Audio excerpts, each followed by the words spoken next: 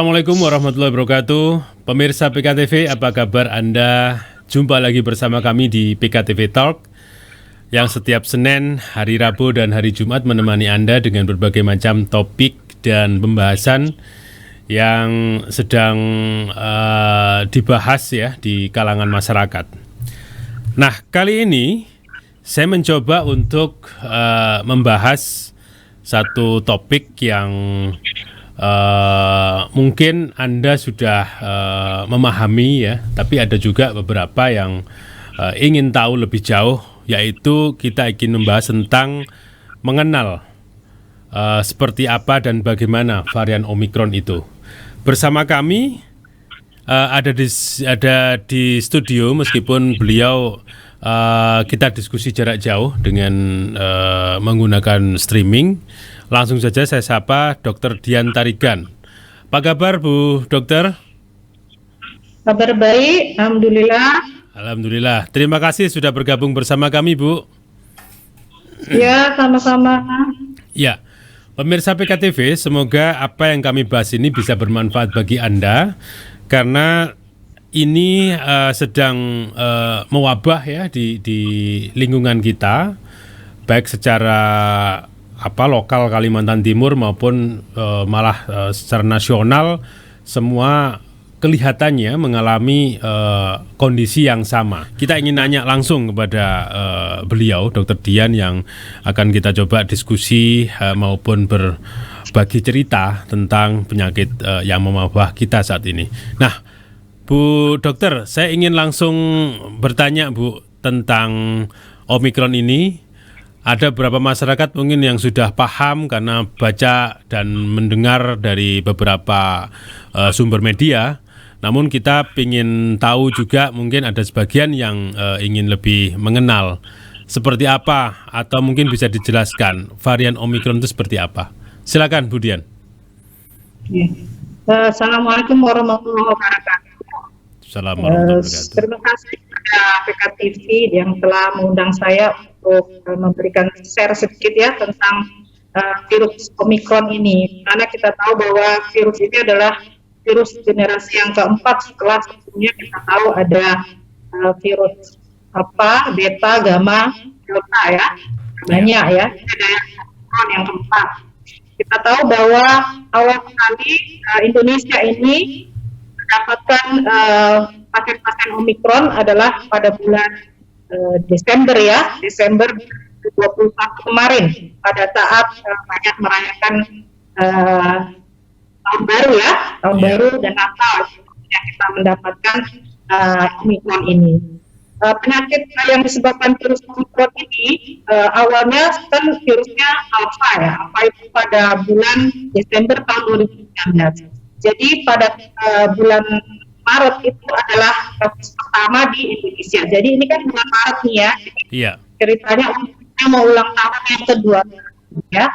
Dulu dia ulang tahun pertama, tidak berharap ulang tahun yang kedua, ternyata ini sudah tanggal 2. Jadi ulang tahun lagi nanti tanggal 11 ya. Jadi 2 tahun kita mengalami pandemi ini. Kalau asalnya Omikron ini alpha itu berasal dari Inggris ya, kemudian yang dari Brazil, kemudian yang gamma itu dari India, yang Omikron ini berasal dari Afrika.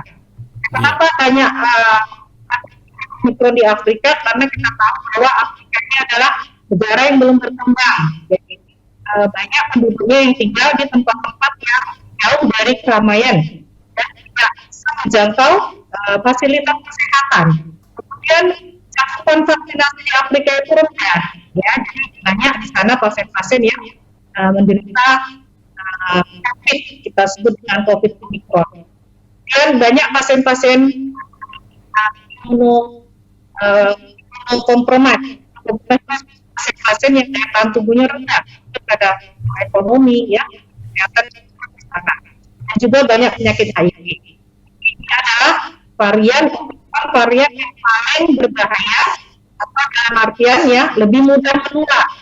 Bahaya sih mungkin tidak, tetapi menular 5 kali lipat dibandingkan varian-varian sebelumnya, alpha, beta, gamma. Ini yang paling cepat menular, 5 kali lipat dibandingkan yang lain. varian ini untuk tingkat bahayanya itu adalah lebih berbahaya varian Delta daripada varian Omicron.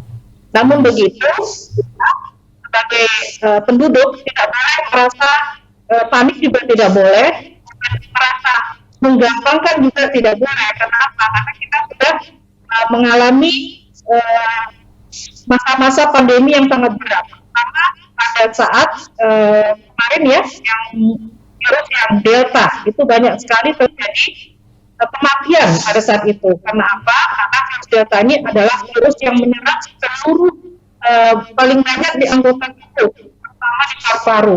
Tapi terdapat juga di beberapa tempat, misalnya di jantung, di otak, di saluran nafas, dan di ginjal. Ya. Kalau varian Omicron ini, dia hanya menyerang di beberapa tempat saja. Yang pertama, kebanyakan di saluran nafas atas. Kalau saluran nafas atas kita sudah tahu itu adalah mulai dari hidung, ya, tenggorokan. Makanya pasien-pasien Omicron ini lebih banyak gejalanya ke arah batuk, pilek, demam, nyeri tenggorokan. Nah, tapi untuk keterlibatan paru pada virus Omicron ini itu kecil. Makanya kita jarang sekali melihat pasien-pasien yang mengalami gejala COVID ini, yang Omicron, itu mengalami sesak napas, itu lebih jarang, walaupun ada pada beberapa pasien. Seperti itu. Ya, terima kasih Bu Dr. Dian. Untuk mengawali perjumpaan kita, kayaknya sudah semakin kita mengenal ya bagaimana Omicron ini dan seperti apa. Tadi sudah sebutkan sedikit gejala-gejalanya seperti itu. Dan kalau disampaikan oleh Bu Dian tadi bahwa kalau dulu ada beta, gamma, terus sekarang mulai setelah delta, terus Omicron ya. Omicron ini memang tidak katanya tadi tidak perlu panik, tapi ada sebagian orang yang tetap harus menjaga dari kesehatan dan kekebalan tubuh. Nah, Bu Dokter, tingkat keparahan dari virus Omicron ini sebenarnya seperti apa ya? Kalau saya lihat atau teman-teman juga membaca, yang pemirsa PKTV itu kok cepat sekali gitu ya. Dari awal bulan Januari, kalau kita memang dari Desember sebenarnya sudah diprediksi, tapi benar-benar Januari itu langsung secepat itu gitu. Sampai sekarang Bontang saja atau Kalimantan Timur itu langsung zona merah. Lah ini tingkat keparahannya yang tadi katanya 5 kali lipat itu seperti apa ini? Benar cepat gitu Bu ya? Iya, dibandingkan varian-varian yang sebelumnya Alpha, Beta, Gamma, dan Delta ya, varian ini bisa mengelabui sistem imun ya. Jadi kalau mengelabui sistem imun, kita akan menjumpai bahwa pasien-pasien yang meskipun sudah dilakukan vaksinasi itu tidak akan berpengaruh terhadap pasien tersebut. Makanya kalau pasien-pasien yang mendapatkan varian Omicron ini biasanya sudah divaksin 1 kali, 2 kali, bahkan sudah booster juga bisa terjadi terserang COVID lagi. Jadi pasien-pasien yang terserang COVID mungkin pernah kena varian Delta, Gamma, itu bisa terjadi lagi pada varian ini. Selain dia mengelabui, mutasi pada Delta ini lebih banyak dibandingkan varian-varian sebelumnya. Kita contohkan varian Delta ya. Kalau Delta itu mutasinya hanya 6. Kalau ini mutasinya sampai 36. Woy. Ya. Dan juga kita lihat ya bahwa kalau di manusia sendiri semua kita kan selalu bergerak ya. Sebenarnya virus itu kalau kita tidak bergerak dia akan diam saja ya. Jadi kalau secara kasarnya penyakit ini memang disebarkan karena pergerakan manusia ya. Kan nggak mungkin ya manusia diam aja di tempat ya. Kalau virus itu memang diam, tapi yang membawa dia ke sana ke sini itu adalah manusia sendiri, karena manusia pergi kerja, belajar, sekolah, kemudian usaha dan sebagainya. Itu yang menyebabkan dia lebih sering atau lebih cepat. Di samping tadi mengelabui sistem imun. Kalau misalnya Delta, dia tidak. Jadi dengan kita melakukan progres mungkin ya dengan vaksinasi dia bisa cukup. Tetapi kalau ini tidak bisa karena dia mengelabui sistem imun. Seperti itu. Dan mutasinya lebih banyak. Mutasi biasanya 1, 2, 6. Kalau Delta, kalau ini sampai 36 mutasinya. Jadi kalau dilihat dari segi mutasinya yang banyak, berarti penyebarannya juga semakin cepat. Seperti itu. Ya, sebelum kita bicara ke penyebarannya, Bu, mohon diulangi lagi, Bu. Tadi memang sudah disampaikan tapi sedikit ya. Gejalanya untuk penyakit Omikron ini apa, Bu? Ya. Gejala penyakit Omikron ini lebih banyak pada saluran napas atas. Ya, kalau dulu Delta saluran napas bawah, kemudian bisa ke saluran pencernaan. Ya, kalau misalnya Omikron ini hanya bagian atas dia paling banyak. Jadi saluran napas atas itu dari hidung. Makanya sering kita mendapatkan pasien dengan yang mengidap varian Omikron ini batuk-batuk, pilek yang paling sering ya. Batuk pilek ya. Batuk pilek tenggorokan datar. Tetapi untuk sampai ke paru-paru dia sampai sesak itu jarang kita ketemukan, kecuali mungkin pada pasien-pasien yang mempunyai penyakit komorbid. Penyakit komorbid adalah penyakit yang menyertai, misalnya ada penyakit kencing manis, ditambah penyakit jantung atau penyakit ginjal dan sebagainya. Kalau hanya pasien-pasien dengan orang yang sehat, itu biasanya hanya mendapatkan gejala yang ringan. Ada juga beberapa pasien yang mengalami gejala mual dan muntah, tetapi kebanyakan gejala adalah mual dan muntah. Tetapi kebanyakan memang batuk, pilek, demam, ya, seperti flu. Kita tahu bahwa penyakit COVID ini sebenarnya adalah penyakit flu, tapi flu yang seperti apa? Kalau penyakit flu yang biasa adalah penyakit flu yang ringan. Kalau COVID ini penyakit flu yang berat. Jadi gejala-gejalanya yang ringan dan berat apa? Hanya saja mungkin kualitas penyakitnya itu lebih flu biasa. Ya. Hanya nanti kita harapkan karena kita sudah banyak sekali yang kena penyakit ini, rata-rata satu rumah itu satu orang tidak ada ya, tetapi tidak ada satu orang yang terkena itu bisa menyebar. Jadi kita penyakit varian Omikron penyakit arisan, ya, karena apa? Bisa jadi kantor, semua orang kena ya.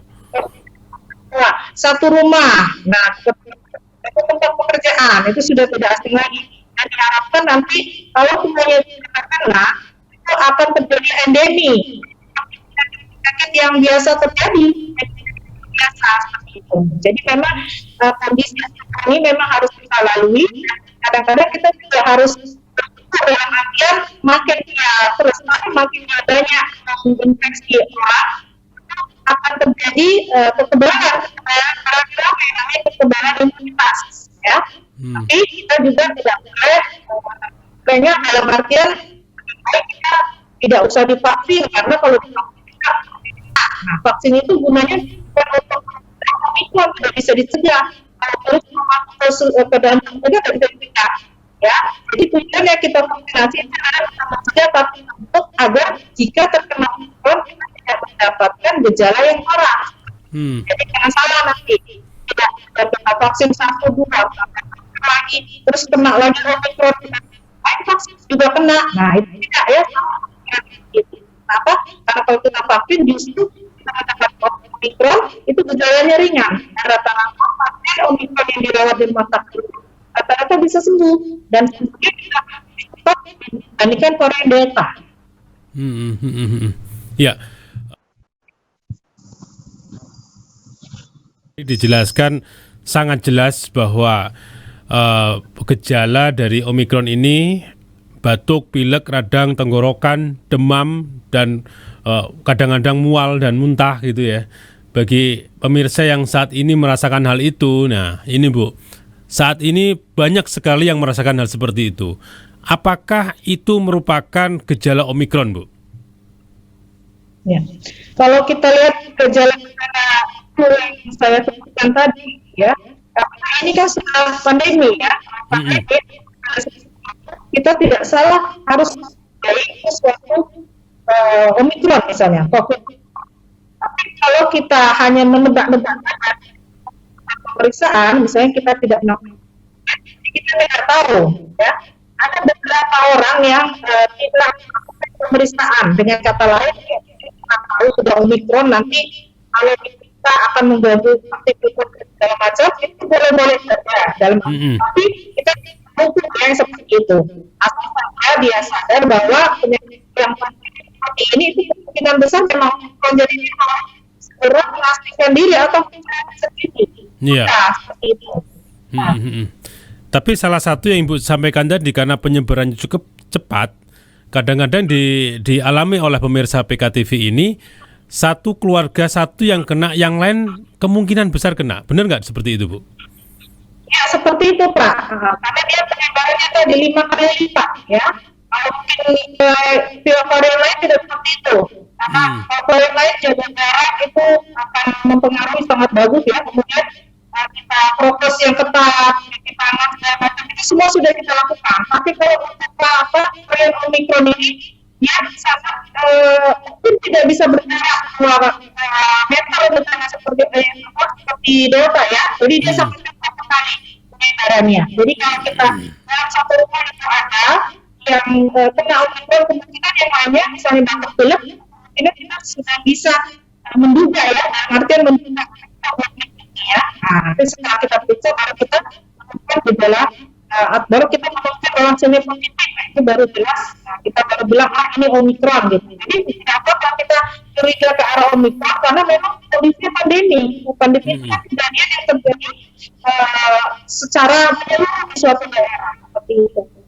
Apalagi kita lihat Bontang ini kan zona merah, ya. Zona merah, apa sudah buka. Karena Kalimantan zona merah. Bu, pertanyaan selanjutnya, kalau dulu kita katakan pandemi, ya, tadi Bu katakan juga jangan-jangan saat ini bisa menjadi endemi. Kira-kira mungkin nggak, Bu, ini akan jadi endemi saat ini?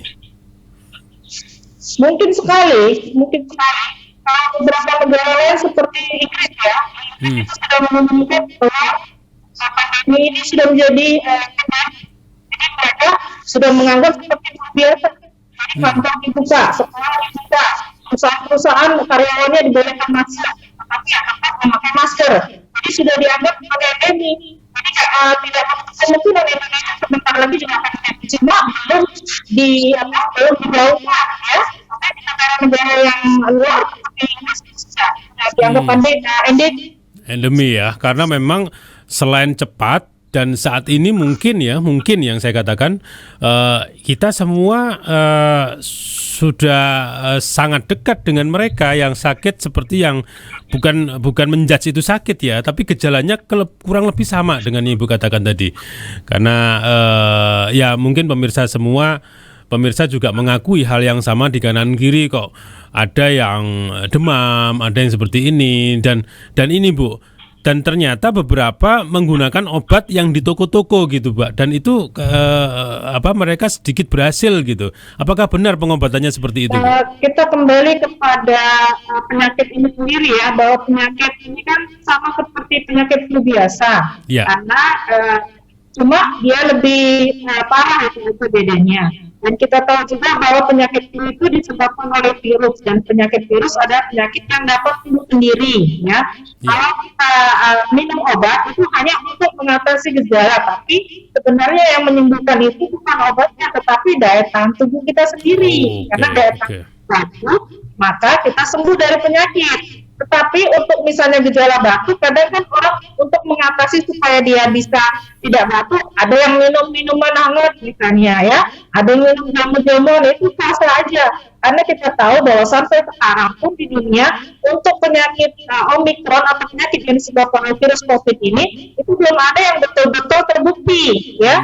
Yang ada hanya beberapa yang sudah diteliti itu menimbulkan suatu perubahan pada pasien-pasien atau pada orang-orang yang menderita Omicron ini, tetapi tidak bisa menyebutkan bahwa ini loh obat yang untuk Omicron, itu belum bisa, ya. Bahkan WHO sendiri pun masih meneliti obat apa yang akan dipakai untuk Omicron ini. Beberapa obat antivirus ada dipakai, tetapi tidak khusus untuk Omicron. Sebenarnya obat antivirus itu untuk virus influenza. Jadi untuk influenza sendiri banyak, tidak ada yang khusus. Misalnya untuk varian Delta virusnya kita pakai antivirus ini, untuk varian Omicron kita pakai golongannya yang seperti ini. Itu belum ditetapkan karena namanya penyakit baru, jadi harus dilakukan banyak penelitian gitu. Jadi sah-sah aja kalau misalnya orang awam menggunakan obat-obat, tetapi tetapi harus sesuai dengan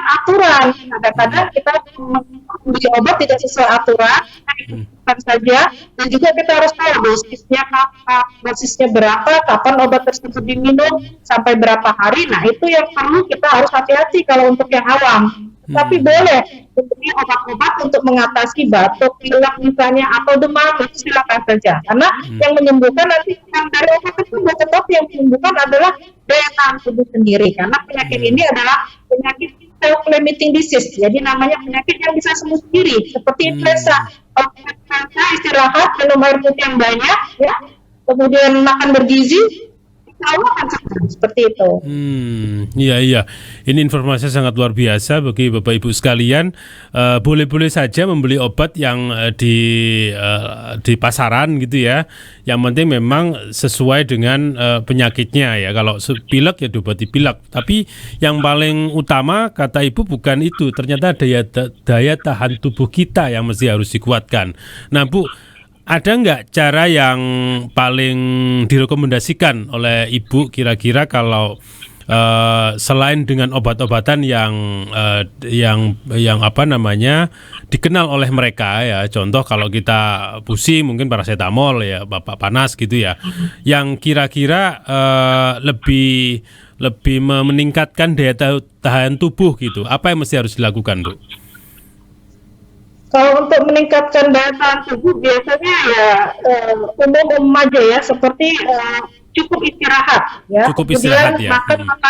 makan makanan bergizi seperti makan buah, makan sayur, kemudian makan protein ya. Protein ini sangat penting pada pasien-pasien yang sedang menjalani isolasi mandiri di rumah atau di rumah sakit juga sangat penting ya. Biasa kalau di rumah sakit itu memang sudah ada petugas gizinya untuk melayani pasien-pasien COVID. Tetapi kalau di rumah kita kadang-kadang kan tidak tahu gizi yang mana yang baik ya. Tapi untuk pasien-pasien COVID ini adalah yang dipentingkan adalah makan banyak protein. Misalnya kita banyak makan telur ya, banyak makan ikan ya, itu lebih bagus.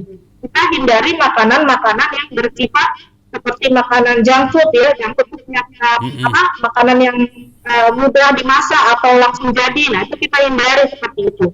Dan yang ketiga itu kita harus gerakan olahraga ya, jadi olahraga bukan yang berat karena kondisi kita kan sakit ya.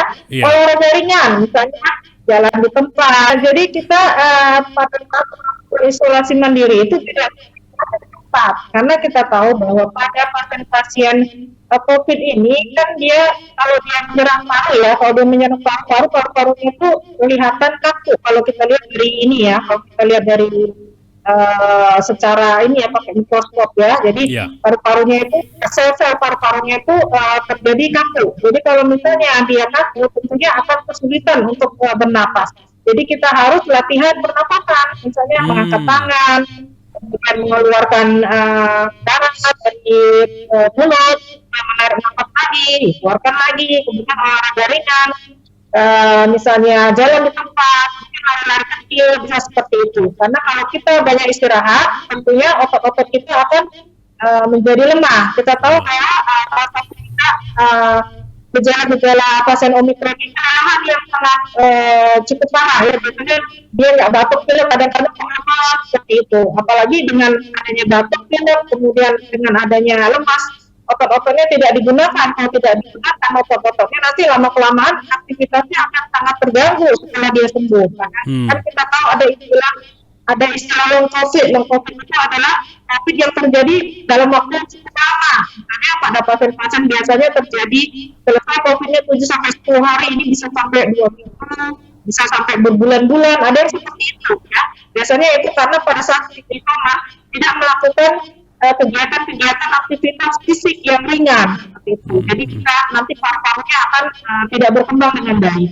Bu Dian, melihat apa yang atau mendengar tadi yang Ibu sampaikan, yang penularannya begitu cepat, terus bagaimana pengobatannya yang sedikit Ibu sampaikan tadi, terus sekarang pertanyaan selanjutnya begini, Bu, apakah penyakit ini penularannya kepada semua umur?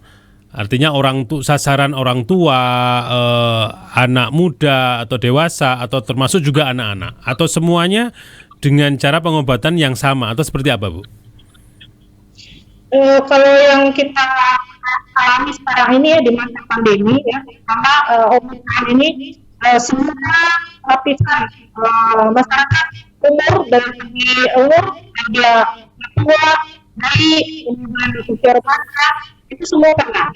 Tetapi secara teori diberitahukan bahwa yang paling Omikron ini adalah pada golongan kalau kita bandingkan dengan yang Delta. Tapi yang sudah terjadi kita tidak menekan itu, kita tidak menyerang usia muda aja, anak juga usia bayi ada.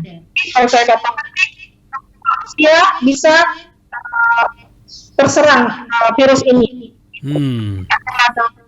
ada jenis kelamin dan sebagainya. Tapi yang dirawat biasanya ada sudah kan Omikron ini terjadi pada pasien laki-laki, jadi pasien COVID dia beta, gamma, laki-laki dibanding perempuan. Kalau untuk golongan yang Omikron ini tidak perempuan sama saja seperti itu. Ya, Bu. Dan tadi cara pengobatannya tentunya sama ya, dari kecuali yang komorbid atau punya penyakit lain ya. Iya, kalau untuk pengobatan dari varian apapun hanya tetap sama. Dalam artian ada satu yang penting, yaitu obat-obatan yang sama sesuai dengan gejalanya. Kalau misalnya dia punya penyakit komorbid, tadi harus tambah dengan obat-obatan sesuai dengan penyakit komorbidnya tadi. Tentunya akan berkonsultasi atau diobati dengan beberapa orang dokter. Jadi bukan hanya satu orang, misalnya dengan dokter jantung, dokter paru, dokter penyakit dalam, dokter saraf, ya. Ada juga gangguan-gangguan yang didapatkan pada pasien-pasien COVID ini yang menderita depresi misalnya, itu nanti kita konsultasi ke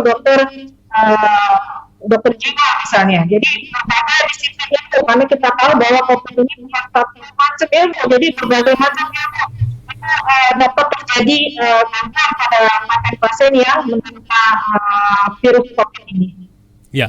Artinya kalau saya dengar dari apa penjelasan Ibu, memang penyakit ini terlihat seperti biasa. Namun kalau lihat tadi sampai kita depresi atau hal-hal yang mungkin karena ada penyakit bawaan jadi parah, itu memang perlu kita takuti ya Bu ya, berarti ya penyakit ini ya. Artinya khawatir pada orang-orang tertentu harus mewaspadai terhadap penyakit ini ya. Sebenarnya kalau takutnya tidak harus ya, dalam artian kita waspada. Jadi waspada, ya. Takut nanti kesannya seperti kita akan tambah stres, takut keluar rumah, Iya. Itu nggak bisa ya. Jadi jangan panik, tapi kita tetap waspada. Dalam artian kalau kita sudah tahu misalnya ada lingkungan sekitar yang terkonfirmasi atau sudah tahu terjadi COVID di pada lingkungan tersebut, tentunya kita tidak akan memasuki lingkungan tersebut atau berdekatan seperti itu. Tapi kalau untuk takut tidak ya, karena takut itu sendiri nanti akan mengurangi jadi pasti akan sangat. Baik, terima kasih Dr. Dian Tarigan telah berbagi informasi dan berbagi ilmu bersama PKTV dan pemirsa yang ada di rumah. Apa yang dikatakan Dr. Dian tadi sangat bermanfaat sekali bagi pemirsa PKTV yang ada di rumah, karena yang disampaikan merupakan apa yang kita alami atau yang saat ini dialami oleh lingkungan kita. Kata beliau tadi bahwa penyakit Omikron ini memang tidak perlu ditakuti, tapi perlu diwaspadai, karena jangan-jangan saat ini bukan lagi menjadi pandemi, tapi sudah menjadi endemi. Kita tahu bahwa gejala-gejala yang disebutkan tadi seperti batuk, pilek, radang tenggorokan, atau disertai demam, atau juga mual, terus badan terasa nggak enak, ini adalah salah satu gejala Omikron. Namun kadang karena kita itu sudah vaksin gitu ya, maka apa yang kita rasakan itu sedikit berkurang daripada mungkin yang sebelum yang divaksin. Dan yang perlu kita takutkan apabila pasien atau warga ada komorbid atau ada gejala dari penyakit yang lain. Ini yang perlu dikhawatirkan. Dan kata beliau tadi bahwa obat-obatan yang di pasaran itu merupakan itu juga cocok untuk dikonsumsi dengan sesuai dengan gejala yang dialami. Namun yang paling baik untuk pengobatan selain obat-obatan tadi adalah bagaimana kita menjaga daya tahan tubuh kita, yaitu selalu makan makanan yang bergizi, terus yang banyak protein dan cukup olahraga, tapi tidak olahraga yang berat karena badan kita mungkin merasa lemah, tapi olahraga yang cukup yang kira-kira agar aliran darah kita itu tetap mengalir dengan baik. Begitulah tips-tips yang beliau sampaikan pada kita semua. Semoga dialog ini benar-benar bisa bermanfaat bagi Anda semua. Pemirsa PKTV, cukup sekian PKTV Talk kita pada edisi kali ini. Kita akan ketemu lagi di edisi yang akan datang, tentunya dengan narasumber dan tema yang lebih menarik lagi. Saya Teguh Suwarjono, mewakili seluruh kerabat kerja pamit undur diri. Terima kasih. Wassalamualaikum warahmatullahi wabarakatuh. PKTV Gereja Benih.